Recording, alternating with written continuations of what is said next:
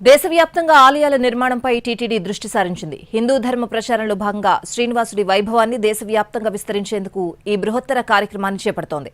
రాజధానుల్లో స్థలాలు కేటాయిస్తే ఆలయాలు నిర్మిస్తామని అన్ని రాష్ట్రాల ముఖ్యమంత్రులకు విజ్ఞప్తి చేసింది.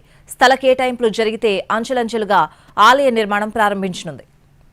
ప్రపంచంలోని అత్యంత సంపన్న దేవుడిగా పేరుగాంచిన తిరుమల శ్రీవారి ఆలయాలను దేశవ్యాప్తంగా నిర్మించాలని రాష్ట్ర ముఖ్యమంత్రి చంద్రబాబు నాయుడు భావించారు.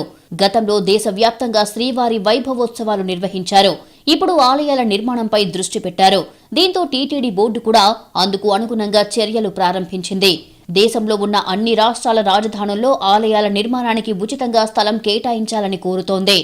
ప్రస్తుతం టీటీడీ ఆధ్వర్యంలో దేశవ్యాప్తంగా 61 ఆలయాలు ఉన్నాయి. ఇందులో ఏపీలోనే అత్యధిక ఆలయాలు టీటీడీ పరిధిలో ఉన్నాయి. అమరావతి, విశాఖపట్నం, చెన్నై, కన్యాకుమారి, హైదరాబాద్, బెంగుళూరు, భువనేశ్వర్, కురుక్షేత్ర, న్యూఢిల్లీ, జమ్మూలో టీటీడీ ఆలయాలు నిర్మించారు. ప్రస్తుతం నవీ ముంబైలోనూ ఆలయాన్ని నిర్మిస్తున్నారు. మిగిలిన రాష్ట్రాల్లో కూడా శ్రీవారి ఆలయాలను నిర్మించేందుకు టీటీడీ ప్రణాళికలు సిద్ధం చేస్తోంది. రాష్ట్ర రాజధానుల్లో ప్రాధాన్యత కలిగిన ప్రదేశంలో టీటీడీకి 10 ఎకరాల స్థలం కేటాయిస్తే 5 ఎకరాల స్థలంలో ఆలయం, మరో 5 ఎకరాల స్థలంలో భక్తులకు వసతి ఏర్పాటు చేసేలా నిర్మాణాలు చేపడతామని టీటీడీ చెబుతోంది. ఆలయాల నిర్మాణంతో పాటు నిర్వహణ బాధ్యతలు చేపట్టేందుకు టీటీడీ సిద్ధంగా ఉందంటూ ముఖ్యమంత్రులకు లేఖల ద్వారా తెలిపింది. ముఖ్యమంత్రి గారు అన్ని రాష్ట్ర రాజధానిలో ఖచ్చితంగా స్వామివారు ఆలయాలు నిర్మించాలని సంకల్పించుకున్నారు. ఇది స్వామివారి ఆశీస్సులతో ఈ దేశ ప్రజానీకానికి శుభం జరుగుతుంది. ఎప్పుడు లేని కొత్త నిర్ణయాలు తీసుకొని ఈరోజు స్వామివారి ఆశీస్సులు. ఆలయాల నిర్మాణానికి టీటీడీ దగ్గర నిధులు పుష్కలంగా ఉన్నాయి.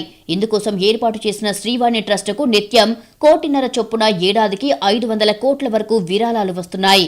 ఇప్పటికే శ్రీవాణి ట్రస్టుకు 1500 కోట్ల విరాళాలు రాగా అందులో ఆలయాల నిర్మాణం కోసం వెచ్చించిన సొమ్ము 1000 కోట్లు కూడా దాటలేదు. నిధులు పుష్కలంగా ఉన్నప్పటికీ సమస్యంతా స్థల సేకరణ దగ్గరే వస్తోంది.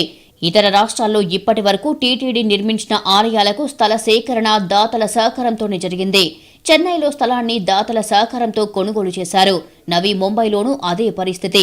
ఒక్క జమ్మూలో మాత్రమే ఆ రాష్ట్ర ప్రభుత్వం టీటీడీకి ఉచితంగా స్థలం కేటాయించింది. గుజరాత్, అయోధ్యలలో ఆలయ నిర్మాణం చేపట్టాలని టీటీడీ భావించినప్పటికీ ఆ రాష్ట్ర ప్రభుత్వాల నుంచి స్థల కేటాయింపుపై స్పందన రాలేదు.